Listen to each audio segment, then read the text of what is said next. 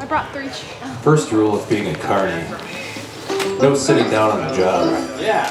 I don't remember last time. So also, the second rule of being a carny is be sure to break the rules regularly enough to keep yourself straight, I guess. Well, we're Black Jake the Carnies, and it's an honor to be back at Hiawatha. I think we haven't been here since 2018, I think it was, right? And this is going to be our first year playing the main stage at 740. So, thank you very much. Now, one thing we're going to do and we're known for is having a bunch of balloons, right? First rule of being a carny is you got to have a lot of multicolored things flying around. Make it a party. Yeah. Now, we have very gracefully decided to let you guys blow up 4 bags of balloons for us. You can thank us later. Yep. To be a carny, you have to be able to thank us. You have to blow up a lot of balloons real fast before showtime. My 2 sons, Henry and Lewis, over there. Give them a big round of applause. Hey. Take it out, guys. They're going to need at least one other volunteer to help them blow up the balloons back there. There's 3 chairs with balloon bags, and they know how to do it. And they're going to go back there right now and blow up some balloons for us, and we need at least one other person to help them, or 2. We've got, I think, 5 balloon blower-uppers and 4 bags, and each bag can hold 75 balloons. 75 balloons. Carny math. We will be counting. Thank you, our volunteers. Give them a big round of applause, everybody. First rule of being a carny: get people to do stuff for free. Teach the carny younglings well. All right. So how many brought some? There, we have 1 guitar. Any other instruments with us? Another guitar. There we go. Good. All right. Luckily you brought guitars because this is in. Is that a? What is that? Yeah, what's that? It's called a Hiawatha. It's a traditional Finnish bald black. Oh, neat. Is it play in C and F? It's tuned G and D, but it's like a fretless bass. Okay. Sweet. Yeah. We know some instruments just can't play in C and F, and we're going to teach you a song called the Fraggle Medley. The Fraggle Medley throughout our workshop, and we're all going to play it together in the end. But it's in the chords are C and F. It's really easy. It goes back and forth between C and F. It's really hard. Yeah, it's really easy. It's from, remember the old show, Fraggle Rock, the successor to the Muppets, back in the whenever it was. There's some Fraggle Rock fans in the audience. Excellent. All right. It technically counts as an 80s cover, so it's... Oh, that's right. It is an 80s cover song. Yeah, that's it. Yeah. It's not that song, but yeah, the Down Fraggle Rock. First things first, I think we should open up with, we're going to open up with this on the main stage as well. But this is our seated, no percussion version of Sundry Mayhems. Now, if we seem awkward and weird, it's because we never play sitting down. I'm just trying to... We're also just kind of awkward. And We're right, we're That's who awkward we and are. weird. Who's awkward? I'm not awkward. You're awkward. I'm just weird.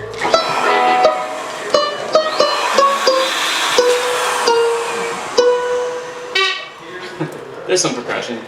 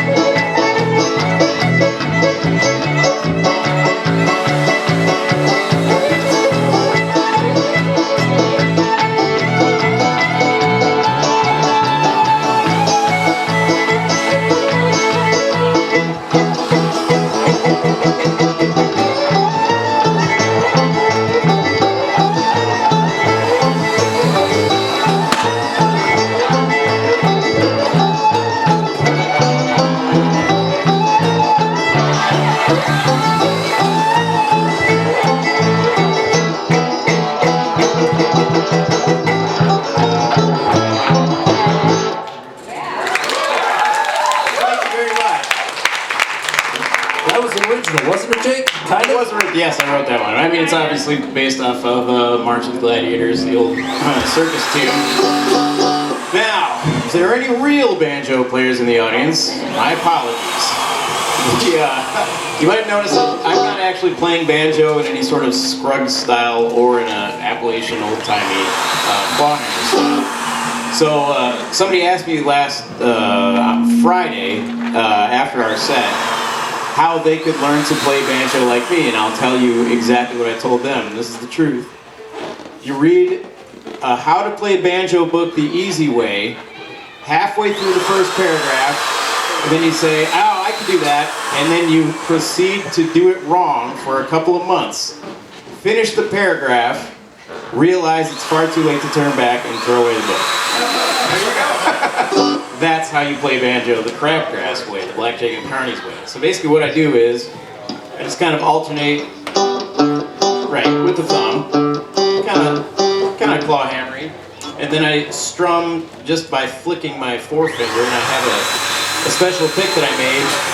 I cut it into a blunt triangle and straighten it out so it doesn't hook the strings or anything like that. I just go back and forth, so it's like a boom chicka, you know, boom chicka. And occasionally I'll put in, you know, just a simple three-finger style roll or something along those lines, and then other times I'll just do that sort of jazz banjo type of thing. My dad played banjo and the accordion and the bicycle horn. If you don't mind, JJ, give me a bicycle horn. Right. There we go. Big hand for JJ on the bicycle horn. My dad made it a habit of, God rest his soul, waking us up early in the morning with either the bicycle horn, banjo, or the accordion to make sure we get out of bed bright-eyed, bushy-tailed. And so when I was in high school, now at the time I was into like punk rock and ska and stuff like that. This is back in the mid-90s. Back in the 1900s. Yeah, back in the 1900s, before the turn of the century. My dad gifted me when I graduated high school with my own banjo, and at the time, being into punk rock and ska, I thought, what do I want with this thing? You know, thanks a lot, Dad. Then I moved to Boston. I went to art school in Boston. This is like the Before it origin was story. cool. Yeah, before it was cool. It's still not cool. And I ended up getting rid of most of my earthly possessions, but I held on to the banjo because I just couldn't bear to get rid of it. And at some point I thought to myself, you know, I might as well just kind of learn how to play this thing, or else, you know, it's just going to take up space. And so that's where I taught myself to use the banjo wrong. So that's where the style of the banjo playing came from. The sort of spirit of Black Jake and the Carnies also occurred in Boston in my art school. Long story short, I got dumped super hard by my first true love, and it was partially my fault, I now realize, but at the time, I was pretty upset about it. And a mutual friend of ours, she had gotten into art school from graphic design, but started to get a little, you know, weird, because art school does that too, and she was doing this performance piece. It was part of a shared gallery space, a bunch of different artists, and we have these big dividing walls. They're like a 4x8 white wall, about yay, you know, thick. And, you know, we would divvy up the space and people could hang their art on these walls or whatever. And so her performance piece was to put a stepladder up there, and she would invite all of her friends to have an hour up on top of this wall to do whatever they wanted. And that was, I'm not sure the point of the performance piece, but that's what she wanted to do. And so she had me up there, and I was kind of in, you know, nervous breakdown mode at that point. And I went up there, you know, all the other guys were up there drinking coffee and reading a book, writing poetry or some such like that, right? This is a nice, quiet art gallery where people are eating cheese and drinking wine and strolling around looking at the works of art. I brought nothing up there but a kazoo. And I decided for an hour straight, I would play the Gremlins theme song as loud as I possibly could. And I did. I did it for an hour straight, and I cracked myself up there, and it was one of the best times ever. And that was the sort of spiritual birth of Black Jake and the Carnies. That event was what made me come up with the band idea entirely. Just the whole ethic of sort of being the toenail and the jello, so to speak. Right, but in a good way, somehow. Kazoo, a very traditional American instrument. That's right. And come to think of it, you know, our set on the main stage is an hour. If anyone's got a kazoo, I could show you how fun that went.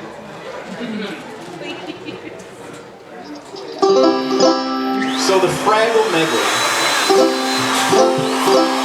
is just basically C and F over and over again. If you didn't bring an instrument, I'm going to teach you how the words go. You can help sing us when we all put it together, okay? So the words go like this. Our melody, come and sing it with me. It's a song where you know you belong. Our melody, come and sing it with me, 'cause you know you belong to the song. So the first one, it's basically the same thing over and over again, but the first go around is song, no, belong. It's in reverse alphabetical order. Song, wait, from your perspective, song, no, belong. Second one is no, you belong to the song. And if you get it wrong, it's okay because it's just C and F over and over again and it'll sound good, right? So it goes like this. Our melody, come and sing it with me. It's a song where you know you belong. Our melody, come and sing it with me, 'cause you know you belong to the song. Our melody, come and sing it with me. It's a song where you know you belong. Our melody, come and sing it with me, 'cause you know you belong to the song. One more time. Our melody, come and sing it with me. It's a song where you know you belong. Our melody, come and sing it with me, 'cause you know you belong to the song. That's very good. So it's just C and F. C, it goes on and on and on for as long as we want. So you guitar players, keep doing the C and F for a little bit, and I'll show you guys how the keep going.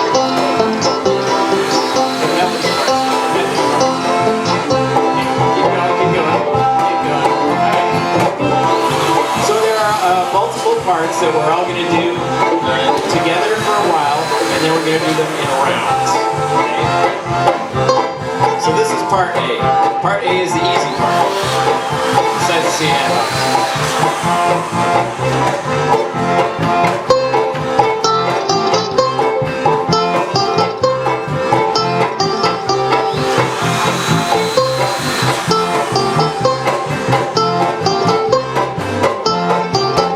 That's pretty easy, right? Anyone want to try that one?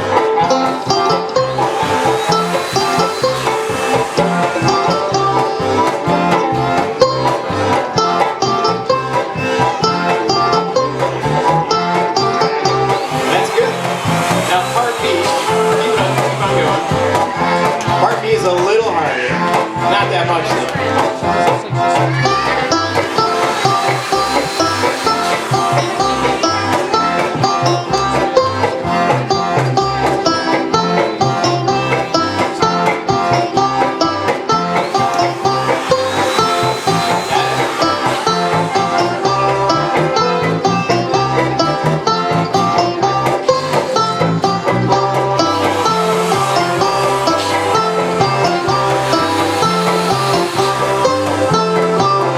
So whoever is feeling like they can handle that one, then you can play that one too.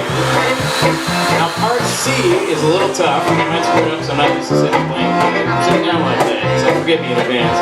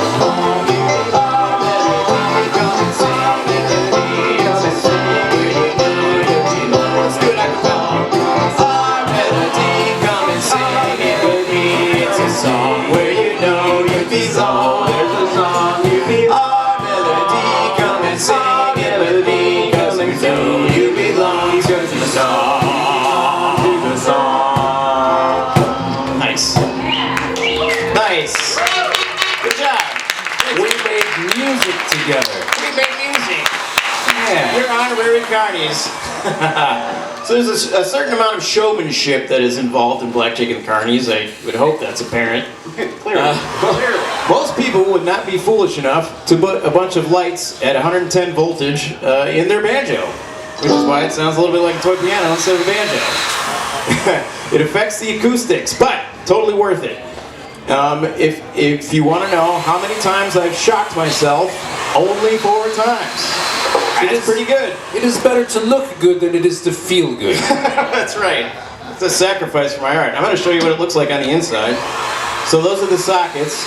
They're drilled in, by hand. And this used to be a chase light, which is like a DJ light, that's sound activated. So when they go, like the lights all change color. So I took some tin snips and I took it apart and shoved it in my banjo. Now, I'm not an electrician. I want to make that very clear. And in hindsight, I don't think I would have done this twice, but it still works. Every so often, I'll change it out. I have to put a new switchboard in. But, or a circuit board, I mean. But it still works. It lasts much longer with the invention of LED flashing lights. There you go. I used to use the regular lights to get all hot and stuff, and they would burn out. And if I set it down on something, it would melt to those little divot into it. Hurt really bad after a while. A small sacrifice. A small sacrifice. In our rehearsal space, we have one of those signs that say, "It's been this many days since our last on-the-job injury." Right. And we're doing great. Yeah. So far this year. There's the plug. That's not going anywhere, more or less. Except for when it did. Now, to my your left, stage right, we have Baba Yaga. Baba Yaga is the original Black Jake and the Carnies carnival game. I invented her in, it must have been 2007, I think. 2007 or 8. And she is based on a story that I had heard when I was in high school, like a ghost story about this witch that had a horse hoof and a chicken foot. She is a real witch from Eastern European folklore, and she lives in a hut that runs around on chicken feet, and she either dispenses wisdom or eats children, or perhaps both. But anyway, I thought she would be a fun thing to throw balls at. So I've got these, the carny balls. Buttons, why don't you show everybody the carny balls. See if you can find a big one and a little one. When I first started, I did a lot of R&D on things that people could throw at me that wouldn't hurt so bad. And I settled on the ball pit balls. These were the best compromise, and they're brightly colored in circus colors. I used to go to punk rock shows and stuff like that, and I would get bored rather easily. But sometimes there would be a band that they would throw stuff at the band, and usually the band didn't like it. But I thought, yeah, that's a great example. So the larger one is what they started off as back in 2006-ish or 7 or whatever it was.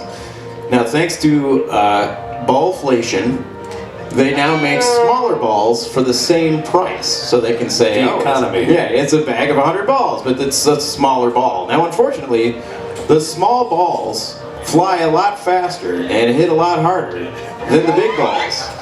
And at first I couldn't figure out what was happening. I was like, wow, I must really be getting old. Like, this is no fun anymore to get balls thrown at my face when I'm playing the banjo and the drums with my feet and all sorts of things, trying to remember words. But, and that may be true, I am getting a little older, but I like to blame the improved aerodynamics of ballflation. And I also noticed that little kids love to throw the balls as hard as they possibly can. Like, grown-ups have a sense of, oh, I don't want to be rude, and so they'll throw them kind of light, still trying to hit me, but not super hard. Kids have no qualms about throwing them as hard as they possibly can. And occasionally the junior varsity baseball league will show up to a Black Jake The Carny show and make me regret my life decisions a little bit. So now that is the Baba Yaga ball game. She's tried and true. She's been with us the longest. She's practically a 6th member of Black Jake The Carnies. The other games that we've had over the years, we've got a spinning wheel, which I did not bring with us. It's called the Wheel of Pie.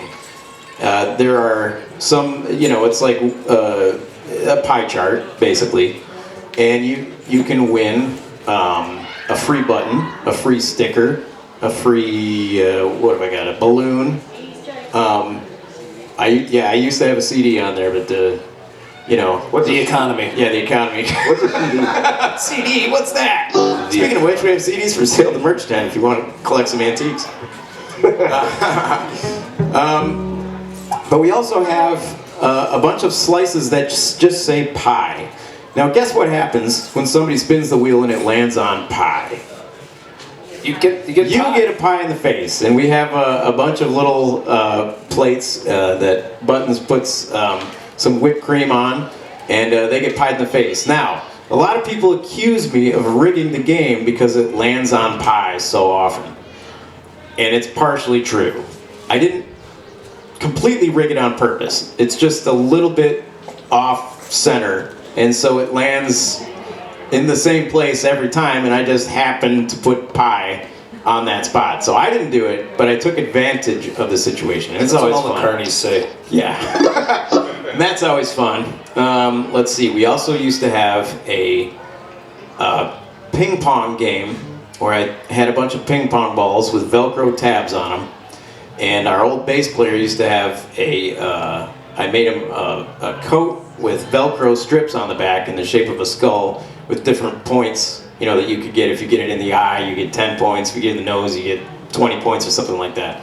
So he would jump around on stage during a song, and people would chuck these ping pong balls at him and see how many points they could rack up. I had 2 different colors. I had a white ping pong ball and a black ping pong ball, so people would be competing with each other during the set, which is really fun. And they would win a prize, obviously. Now, we accidentally left that coat in the back of a semi-truck in the Netherlands, unfortunately. That's gone forever, and I just haven't had the heart to put that back together. It just took too long. Let's see, our last gimmick that we came up with was a ring toss, where the Carnies would have pith helmets, face shields, and there was like a stick coming out of the top of the helmet, and I made these little rings out of rope, nylon rope, and people would throw them at the Carnies during a song. All this would happen during a song, so it's just far more fun that way. And they would figure out how many points they get at the end of the game and then win a prize. So that's where the Carny thing came from. But after we unionized and got OSHA involved, Jake was not allowed to do some of these more humiliating, dangerous games. So our work conditions have improved a little bit, thanks to the union. Yeah, thanks a lot, guys. You're welcome. Let's see. How about some Q&A? I've got a question that everyone asks that I would like to answer. But if you guys have any questions for us, I'll give you a chance to ask first, and then I'll sort of ask one that everyone asks me in private. So shoot, if you have any questions for us, raise your hand. Okay. The question that everyone always asks me is, what's up with the name of the band? Black Jake and the Carnies. And a fun thing happens every so often. People will look at me for the first time and say, "You're not black." And it's true. I must admit, I'm not actually black. The name Black Jake and the Carnies came from, at the time, I was obsessed with pirates. And I would only play for Halloween shows. And the first show I ever played in 2002 was a Halloween show where I dressed up as a headless Blackbeard. Because after Blackbeard was killed, they chopped off his head. And supposedly his body swam around the boat 7 times before it finally died.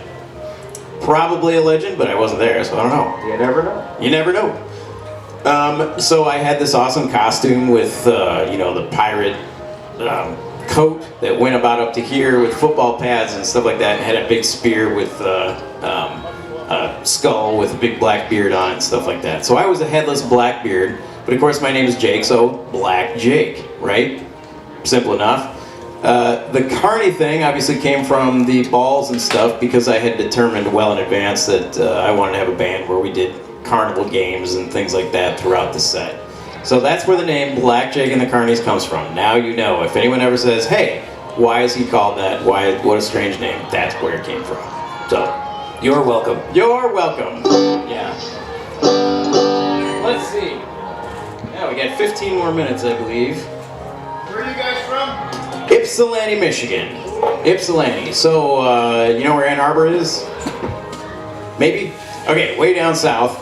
Ann Arbor, it's right next door to Ann Arbor. The people that can't afford to live in Ann Arbor anymore move to Ypsi. So it's more the working class, gritty version of Ann Arbor. A lot of musicians came from there. Iggy Pop, depending on who you ask, either came from Ann Arbor or Ypsilanti. His trailer park, I believe, was kind of right smack dab in the middle of the two. Carpenter Road. That's right, Carpenter Road. But I think it was technically Ypsi Township. Kind of near the Meyer on Carpenter Road. That's right. If you're ever down that way and you like Myers, that's a good one. It's a good Meyer. Yeah, it's a good Meyer. Let's see. So that's in Washtenaw County, down there by Detroit, kind of in between Detroit and Ann Arbor, more or less. It's a good place. Yeah. Let's play another. This one, I think I'm gonna play standing up. I'm just not used to sitting down. This one is tuned a little weird. I like tuning things a little weird. Another thing I like doing is I like to sing about hard things because sometimes you just have to get hard things off your chest. A lot of negative emotions and things. But I don't want to bring anybody down. But when you're playing a banjo, I believe Steve Martin said, you can say whatever you want, as long as you're playing banjo. You can talk about any sort of dark things, murder ballads, all sorts of anything you want.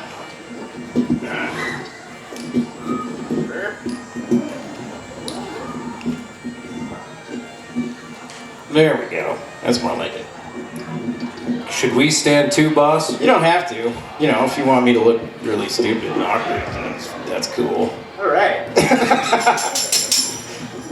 Yeah. So again, this is JJ Przewozniak on my left here. He plays the fiddle. Thank you. Give him a big round of applause. He plays the fiddle. He plays the vibra slap, the tambourine, the bicycle horn, and that thing. What's that thing? I don't know. Okay. This is Ozzy Andrews on the bass. Thank you very much. He's in 27 different bands, I believe, is the latest count. Right? This is Coco the Colonel on the guitar. At your service. Buttons the Clown on the accordion, and she also runs the ball games.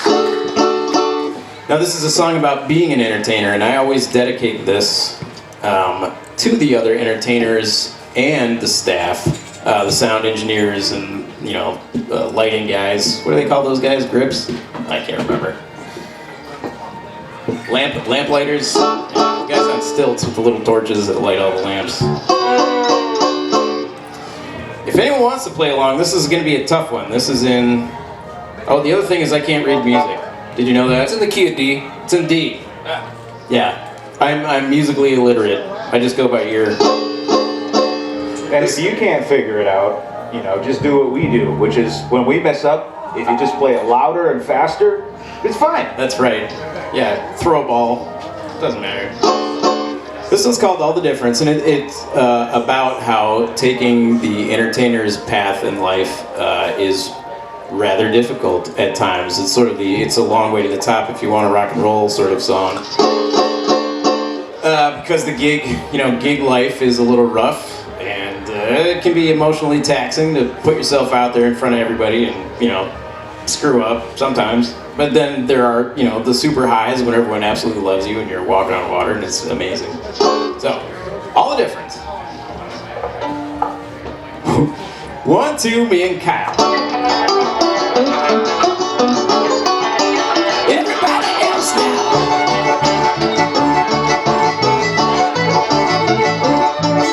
I with my wives and friends goodbye. I lost my way and I lost my mind. I got my ass and I throw my side. Now the road is high. All my water and all my wine and all my mist I climb around and dry.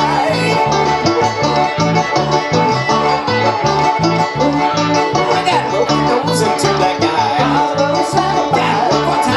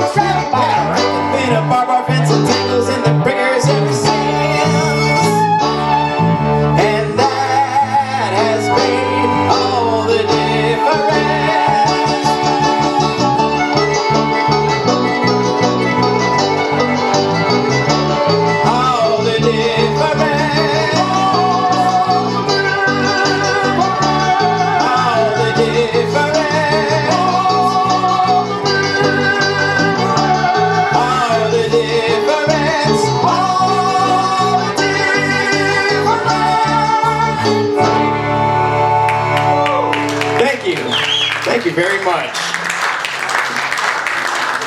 Well, this has been fun. I see we've got all the balloons blown up. Thank you, everybody. Thank you, all the balloon blower-uppers. We're going to unleash those onto an unsuspecting crowd from the main stage. Play the main stage tonight about 7:30, so please show up. Otherwise, it'll be really weird standing on a big stage with nobody there. Thank you. We're going to make it fairly tame compared to the dance stage. Not super tame, but, you know, people don't like to get hit with balls sometimes. So we're gonna give away some prizes instead of making it a pure chaos, throwing balls everywhere sort of a gig. This is the oldest Black Jake and the Carnies song. We're gonna end it with this one. This one is called My Angel Marie, and I wrote this one when I was in Orlando at Special Effects Makeup School. And sometimes I do special effects makeup for myself, like I'll do Halloween shows and have this devil mask and stuff like that, and apply it myself and everything. But anyway, so I was dating two girls in my class, kind of simultaneously, which I probably shouldn't have done because both of my makeup teachers then kind of swiped them out from under me, which I found very unfair at the time. But again, you know, in hindsight, I may have been partially to blame. But I put both of them together into one person. I named her Marie to protect the identities of the maybe innocent, who knows. And this one, I wrote this in a hotel room, I remember, in Orlando, on the little, you know, stationery, the little piece of pad of paper stationery of the hotel room. I remember vividly. Orlando, where souls go to die. That's right. It's not all Disney World down there. Something about that place. You may ask me why I choose to wander, why I'm always alone there, roaming the streets, why I never go home. You may wonder, is there nobody waiting for me?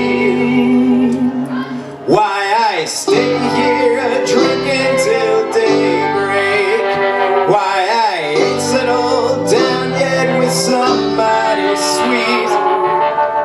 If I think on it, my heart just may break, 'cause there's nobody waiting for me.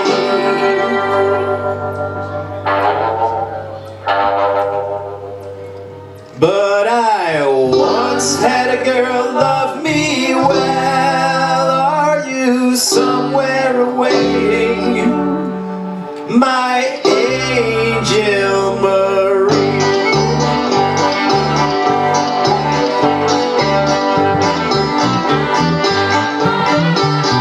I've got nobody to fix my supper, nobody to sit with and watch the TV, nobody to drink up a cup or two of whiskey and water with me.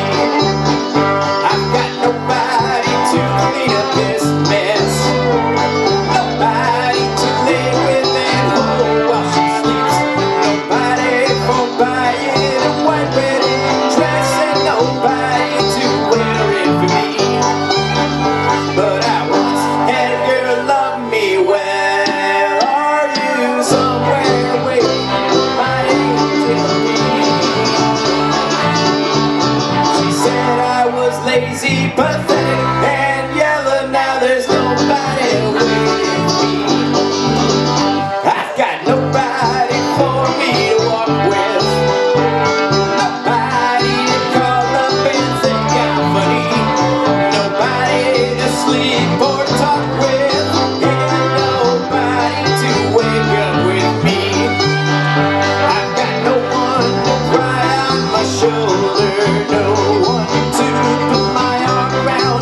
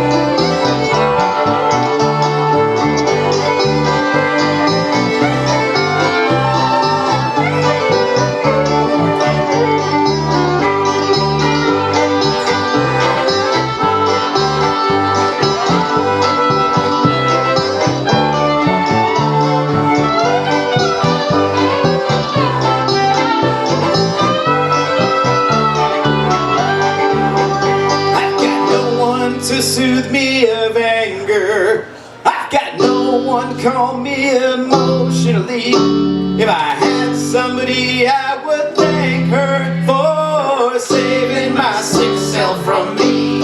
I've a shotgun to give me some justice, and a shovel to hide my secret.